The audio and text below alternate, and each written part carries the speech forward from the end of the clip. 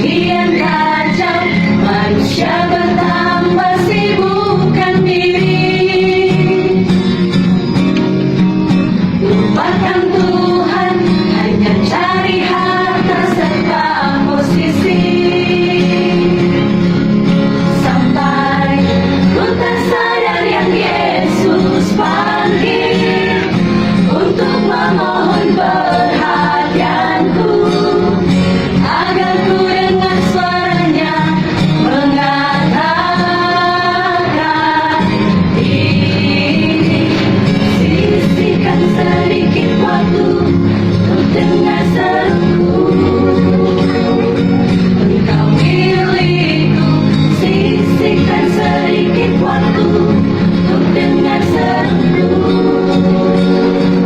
Engkau milikku, bila hanya dengan sebentar, engkau takkan tahu apalah artinya. Sisihkan sedikit waktu untuk dengar seruku. Engkau milikku.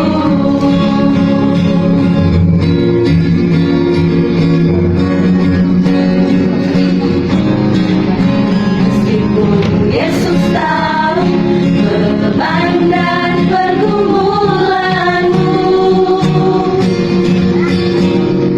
sepanjang hari hingga larut malam tiada berhenti. Tapi setiap saat bila kita sibuk, suaranya akan tak terdengar.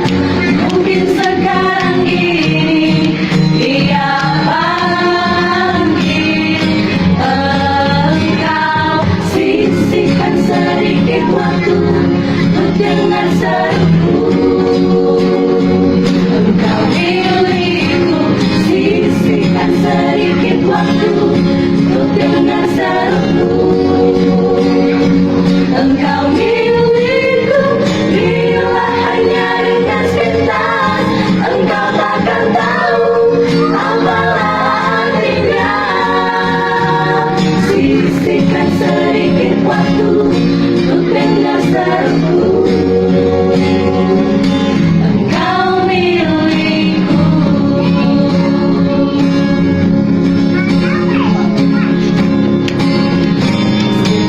Yesus tahu beban dan pergumulanmu,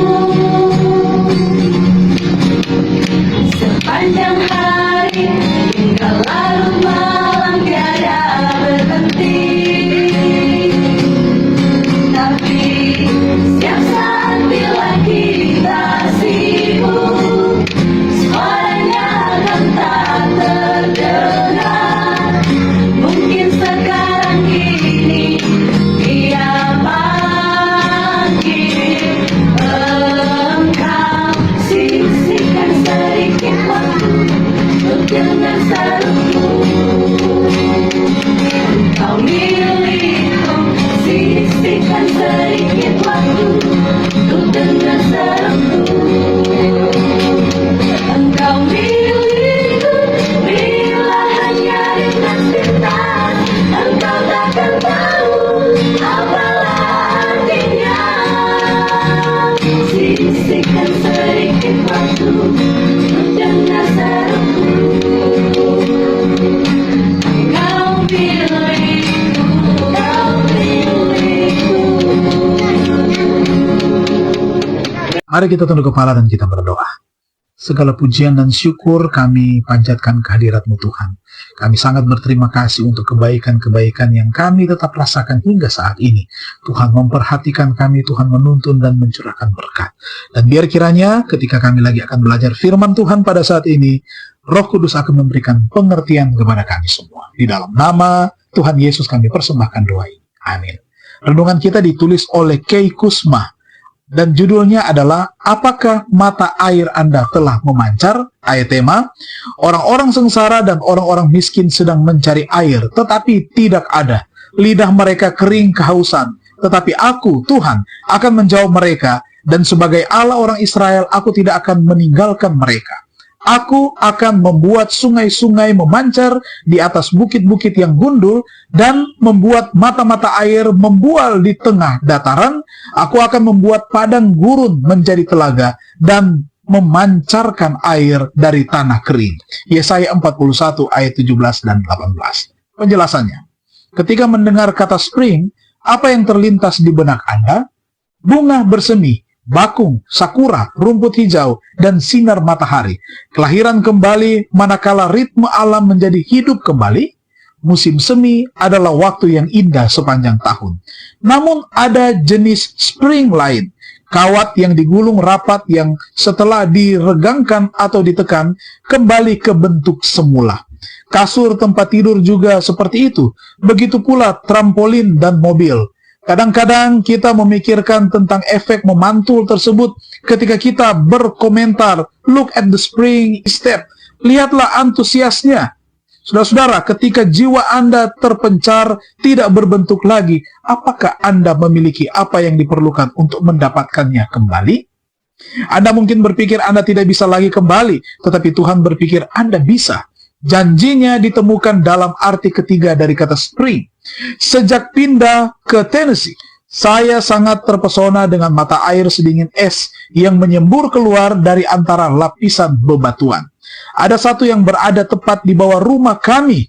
Selama berpuluh-puluh tahun, mungkin berabad-abad, mata air ini mengalir dengan aliran yang kuat dan membentuk sungai kecil yang berkelok-kelok melewati padang rumput.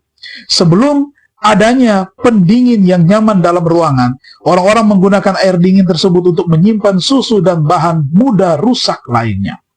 Kami menggunakan mata air ini untuk mendinginkan semangka pada acara pernikahan putri saya ketika kami kehabisan ruang dalam kulkas. Dan saya kemudian berpikir suatu berkat yang luar biasa dapat memiliki sumber mata air. Jika Anda belum pernah melihat sumber mata air yang memancar, minum langsung dari air yang bening itu, atau mencelupkan jari-jari kaki Anda ke dalamnya pada hari yang panas terik dan langsung terasa disegarkan kembali. Mungkin lebih sulit bagi Anda untuk memahami intensitas harapan dan kesembuhan dari jiwa saya yang hancur ketika membaca janji ini di dalam Yesaya 41 ayat 17 dan 18. Aku akan membuat mata air dari tanah kering.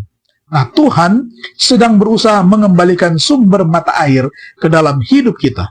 Bukan hanya sekedar mata air yang menetes. Bukan tetesan-tetesan di sana-sini. Tidak. Jika Tuhan merasa penderitaan membuat Tuhan hampa, Dia bisa membuat sungai dalam hidup Tuhan. Jika Tuhan berada dalam ketidakpastian di hutan belantara, Dia dapat menciptakan kolam air yang menenangkan untuk menyegarkan Tuhan.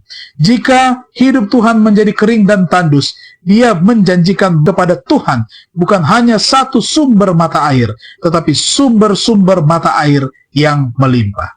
Tuhan, limpahkan jiwa saya dengan mata air kehidupan-Mu. Mari kita berdoa. Terima kasih Tuhan, kami boleh belajar lagi firman-Mu pada saat ini. Biar kiranya kami mendapatkan berkat melimpah dari Tuhan, sebagaimana mata air yang mengeluarkan air dengan limpahnya. Biar kiranya kasih Tuhan tinggal dalam kehidupan kami lagi hari ini, dan untuk seterusnya, kami akan mendapatkan yang terbaik, kami akan diberkati, kami akan dituntun, dijaga, dan dipelihara. Karena di dalam nama Tuhan Yesus Juru Selamat, kami persembahkan doa ini. Amin. Tuhan Yesus memberkati kita semua.